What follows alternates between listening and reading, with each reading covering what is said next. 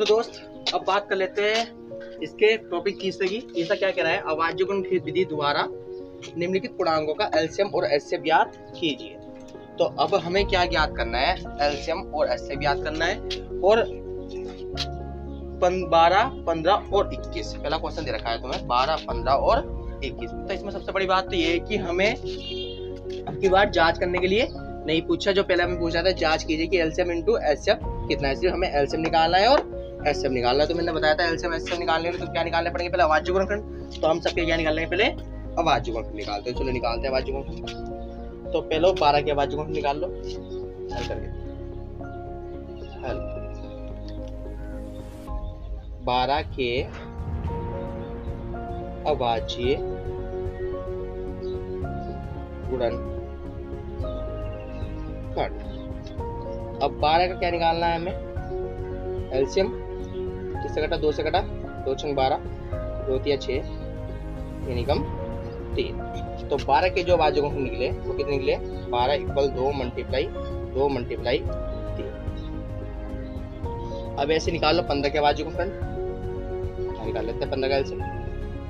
3 से काटा 3 पंजे 15 और 5 एकम 5। तो 15 के अभाज्य गुणनखंड जो निकले लिख दो 15 के अभाज्य गुणनखंड। तो 15 का जो निकला वो कितना निकले, 3 मल्टीप्लाई 5। तो 15 के जो अभाज्य गुणनखंड निकले वो कितने निकले, 3 मल्टीप्लाई 5। कॉमन फैक्टर जो निकले 3 इंटू 5। अब ऐसे 21 का निकाल लो, 21 का निकाल लेते हैं। 21 कटा 3 से 3 सत्ते 21, 7 एकम 7। तो 21 के अभाज्य गुणनखंड जो निकले, तो 21 के कितने निकले, 3 मल्टीप्लाई 7। अब हमें क्या निकालना है, इसमें एचसीएफ ज्ञात करना है। तो एचसीएफ ज्ञात करने के लिए मैंने तुम्हें बताया था कि इसमें कॉमन देखो कौन कौन से नंबर है, यानी कि सेम डिजिट कौन कौन सी है। तो अब लिखेंगे, अब एचसीएफ निकाल लो, एचसीएफ। तो अब कॉमन नंबर देखो कौन कौन से, तो इसमें देखो 2, इसमें 2 नहीं है, इसमें 2 नहीं है। तो कॉमन फैक्टर 2 तो नहीं आ रहा है हमारा। इसमें देखते इसमें 2 है, इसमें भी 2 नहीं है, इसमें भी 2 नहीं है, यानी कि आपकी बात 3 3 3। यानी कॉमन फैक्टर किसमें मिल गया हमें, 3 3 3। यानी कॉमन फैक्टर कितना आया, 3। तो सेम डिजिट 3 है, तो एचसीएफ कितना आ गया, 3। अब बात करते हैं एलसीएम की। तो ये 3 तो रहेगा ही, और जो बच्चे कुछ फैक्टर है तो बच्चे कुछ कितने, इसमें से 1 2 बच गए, यानी कि 2 मल्टीप्लाई 2। इसमें से क्या बचा 5, और इसमें से क्या बचा 7। जितने बचे हमने सबको क्या कर लिया, इनटू में नोट कर लिया। अब सबकी मल्टीप्लाई कर लो, 3 दूनी 6, 6 दूनी 12, 12 पंजे 60, और 60 की करोगे तो 7 में 420। तो अब हमारा एलसीएम कितना ज्ञात हो गया, 420, और एचसीएफ कितना ज्ञात हो गया, 3। तो ये हमारा पहला क्वेश्चन हो गया। तो हमें एचसीएफ और एलसीएम ज्ञात करना था। एचसीएफ कितना आ गया हमारा 3, और एलसीएम कितना आ गया 420। तो चलो अब इसका दूसरा क्वेश्चन कर लेते हैं। चलो दूसरा क्वेश्चन देखो, दूसरा क्वेश्चन क्या है। दूसरा क्वेश्चन है तुम्हारा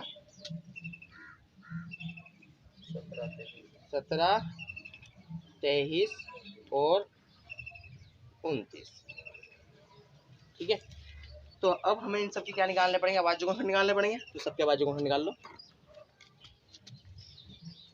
17 हल करके लिखते हैं, हल 17 के अभाज्य गुणनखंड। तो हमें 17 का क्या निकालना पड़ेगा, एलसीएम निकालना पड़ेगा। तो 17 का एलसीएम निकालते हैं। 17 ऐसे दीजिए, 17 से कटी 17 एकम 17। तो 17 के बाद जो निकले वो कितने निकले, 17। अब 17 को हम ऐसे लिख सकते हैं, 17 मल्टीप्लाई 1। 17 मल्टीप्लाई 1 लिखेंगे क्योंकि 17 एकम 17 ही आएगा, तो इससे कोई इफेक्ट नहीं पड़ने वाला। तो 17 मल्टीप्लाई हम 1 करके लिख सकते हैं। तो अब ऐसे हम क्या निकाल लें, 23 के निकाल लेंगे। अब ऐसे 23 के निकाल लो, 23 के अभाज्य गुणनखंड।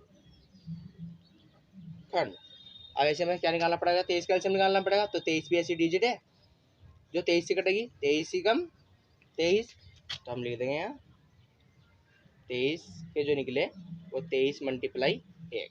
तो 23 मल्टीप्लाई कैसे लिखा कि अगर तुम 23 को भी लिख देते ना, 23 को ऐसे लिख दिया तो अब ये 23 लिख दो या 23 मल्टीप्लाई 1 लिख दो, बात एक ही 23 से कम 23 से आने वाला है। तो कहना मतलब मैंने मल्टीप्लाई वन साइड में ले रहा हूँ, ठीक है। तो 29 के देख लो भैया, 29 भी ऐसी डिजिट है जो 29 से कटेगी, 29 ही कम 29, तो जो 29 के तुम्हारे वो निकले अभाज्य गुणनफल, 29 के अभाज्य प्राइम फैक्टर अभाज्य गुणनफल, तो जो 29 के निकले, 29 के कितने निकले, 29 से निकला, तो इसको मैंने क्या कर लिया, 1 मल्टीप्लाई करके नोट कर लिया, क्या 29 ही कम 29। अब हमें क्या निकालना है, एचसीएफ निकालना है और एलसीएम निकालना है। तो सबसे पहले हम क्या निकालते हैं, एचसीएफ, तो लिखेंगे एचसीएफ अब करके।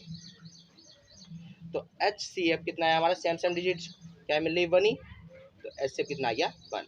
तो एलसीएम लिखते हैं अब जा, एलसीएम ये 1 तो रह गई, बच्चे कुछ फैक्टर नोट कर लो, बच्चे कुछ सारे बच गए इसमें, 17 बच गया, 23 बच गया और 29 बच गया।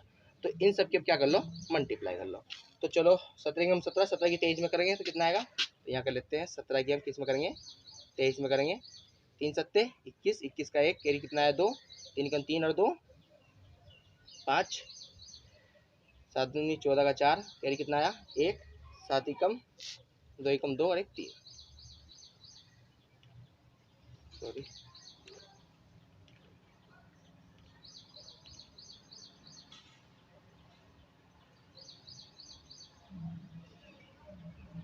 1 5 4 9 कितना आया 3 से 91।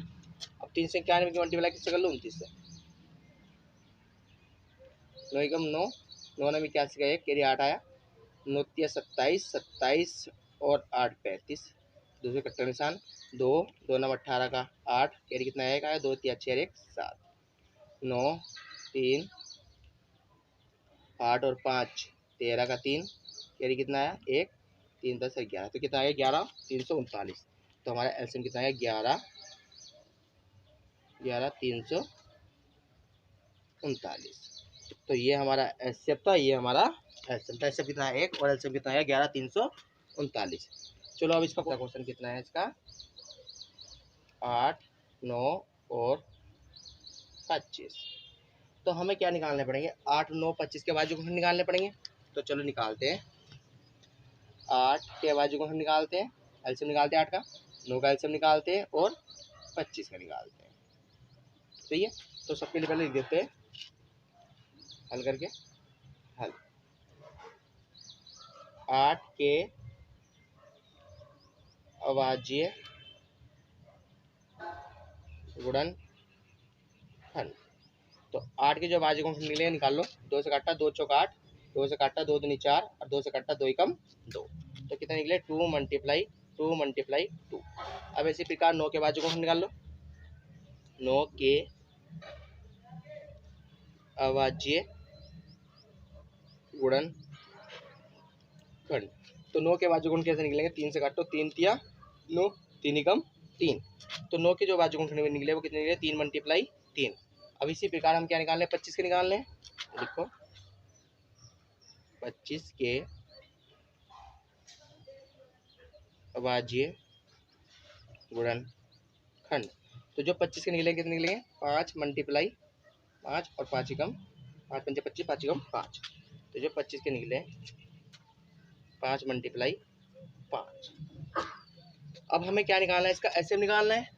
तो चलो एचसीएफ नोट कर दो, एचसीएफ। तो अब एचसीएफ कितना आया, तो इनमें सेम सेम डिजिट देखो कौन सी है, 2 मल्टीप्लाई 2 मल्टीप्लाई 2 नहीं आया, तो 2 कॉमन नहीं आ रहा, यानी इसमें सेम सेम डिजिट कोई सी दिखाई नहीं दे रही। और जहाँ कुछ नहीं दिखाई देता वहाँ क्या दिखाई देता है 1। 1 कैसे दिखाई देता है, गौर से देखो कि 2 का पाढ़ा किसे पड़े, 2 चौका 2 दूनी 4, 4 दूनी 8, यहाँ डिजिट कितने वाली 8। अब यहाँ ही पढ़ेंगे 3 3 9, यहाँ डिजिट कितनी आएगी 9 और 5 पंचे 25।